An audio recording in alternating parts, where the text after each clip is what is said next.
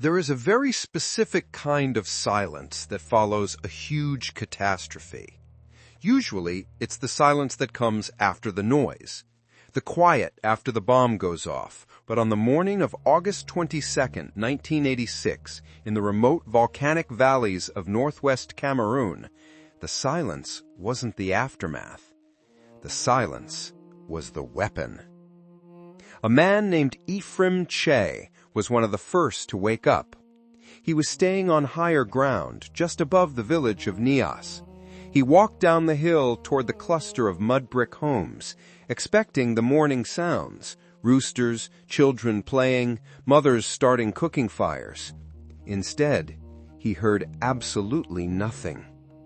As he entered the village, he saw them, his neighbors, his friends, his family. They weren't injured. There was no blood, no signs of struggle, no destroyed buildings. They were simply stopped. Some were in their beds, others slumped over kitchen tables or lying on dirt paths as if they'd decided to take a nap mid-stride. Even the flies on the windowsills were dead. Ephraim's testimony.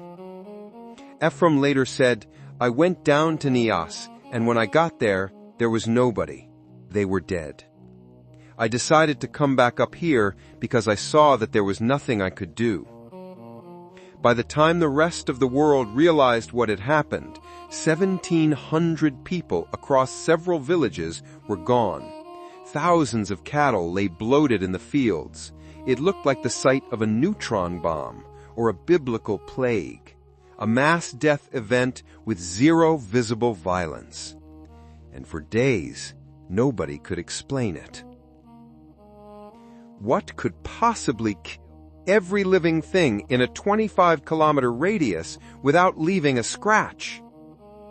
The answer lay just up the hill, in the place that gave the region its beauty and its name, Lake Nyos.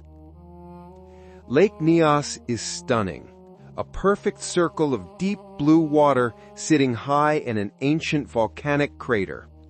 For centuries, the tribes living in the fertile valleys below saw it as a benign neighbor.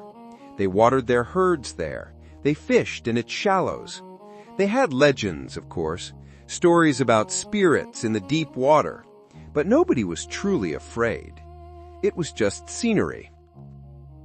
But Lake Nyos was hiding a geological secret. We tend to think of lakes as static pools of water. They just sit there. But Nyos is terribly deep, over 200 meters, and it sits directly on top of an active volcanic feeder system. For centuries, carbon dioxide gas seeped into the bottom of the lake.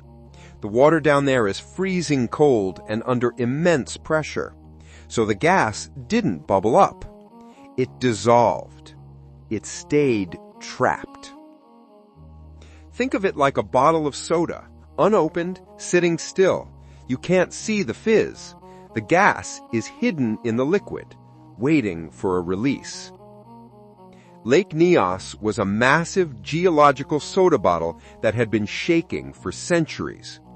By August 22, 1986, the bottom waters were supersaturated. Billions of cubic feet of deadly gas, a loaded gun pointed directly at the sleeping villages below. We still don't know exactly what pulled the trigger. It might have been a small landslide, or cold rain chilling the surface water, causing it to sink and disturb the trapped layers beneath. But sometime around 9 p.m. on August 21, 1986, something broke the seal. Survivors remember a strange noise, not an explosion, but a deep, gurgling rumble like distant thunder coming from inside the earth. At that moment, the lake exploded. A fountain of water and foam shot hundreds of feet into the air as the depressurized gas violently escaped. But if it had just gone upward, the tragedy might have been avoided. Carbon dioxide is heavier than air. So when 1.6 million tons of it erupted from the lake, it didn't rise. It fell. It poured over the crater rim like water from an overflowing bathtub, an invisible river 50 meters thick, moving at 40 miles per hour. It hugged the terrain, filling the valleys like liquid. It hit Nyos first. It happened in seconds. The gas displaced the oxygen completely. People didn't choke or gasp. The lights simply went out. The Invisible Tsunami continued down the valley, wiping out Cha, Subam, and others. It was so dense it could snuff out a cooking fire from 100 yards away. By dawn, the vanished cloud forever lay silent. When scientists reached the crater, the beautiful blue lake was gone. The water had turned a violent rusty red. Iron dragged up from the depths, staining the surface with the color of blood. Reflection. The Lake Nyos disaster remains one of the strangest, most horrifying natural events in recorded history. It reminds us that the earth beneath our feet is not silent. It is alive. It is breathing. Today, the area is mostly ghost towns. A few survivors returned, but the trauma lives in the soil. Visit the lake now and you'll see strange pipes jutting from the surface, spraying water into the air. These degassing tubes act like mechanical straws, slowly sucking out the trapped carbon dioxide before pressure can build again. An engineering bandage on a geological wound. It's comforting to think we've tamed the volcano.